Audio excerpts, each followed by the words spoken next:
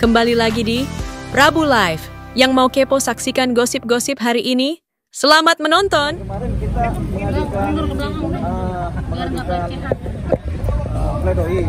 Tentunya biasanya kalau pledoi kita kemudian menuntut bebas atau meminta bebas, tentunya harus ada jawaban secara tertulis dari jaksa. Jadi jaksa tadi menjawab dengan cara mereplik, gitu kan?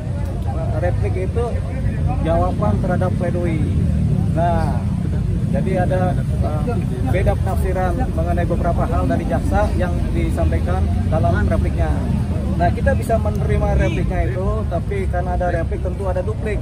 Jadi rencana akan ada duplik.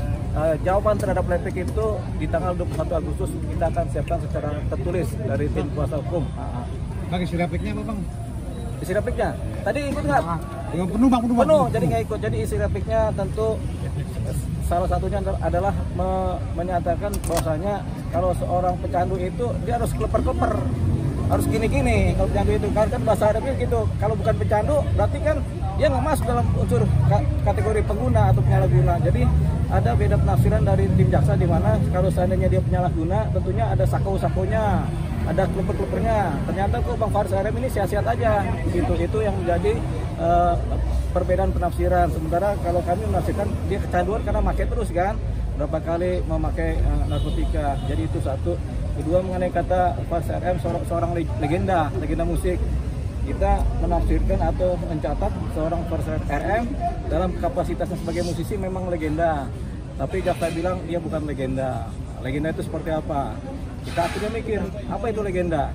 Kan gitu kan. Jadi sampai sekarang kita lagi pengen buka-buka kamus bahasa Indonesia apa itu legenda. Karena ada perbedaan penafsiran antara legendanya tim pembela sama legendanya si jaksa mengenai seorang Faris RM. Tapi biasanya masyarakat paham bahwasanya kalau legenda itu udah secara kontemporer, secara berkesinambungan bermain di wilayah profesionalnya, kemudian menjadi dikenal dan terkenal dan kemudian diakui oleh masyarakat, itu yang disebut sebagai legenda. Tapi sempat kecewa nggak Bang dengan jaksa? Sama jaksa kita nggak pernah kecewa, karena selalu ada rasionalitas dalam melakukan argumentasi. Jadi kalau kami tidak mengenal kecewa, begitu. Miris, sedih itu tidak dikenal dalam dunia pengacara. Kita harus rasional ya, jadi tidak ada kecewa. Bang, kan tadi jaksa sudah mengatakan bahwa ini tidak ada namanya keinginan untuk semula, terkesan seperti itu ya, selalu berulang-ulang kembali ke narkoba dan narkoba. Ini gimana nih Bang untuk Abang sendiri? Jadi Faris RM kan sudah menyatakan dalam pledoinya bahwasanya dia ingin sembuh.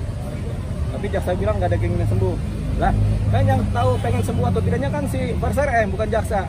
Faris RM pengen sembuh tapi jaksa bilang oh dia nggak ada keinginan ingin sembuh gitu. Jadi harus itu lagi perbedaan penafsiran mengenai kata sembuh tadi.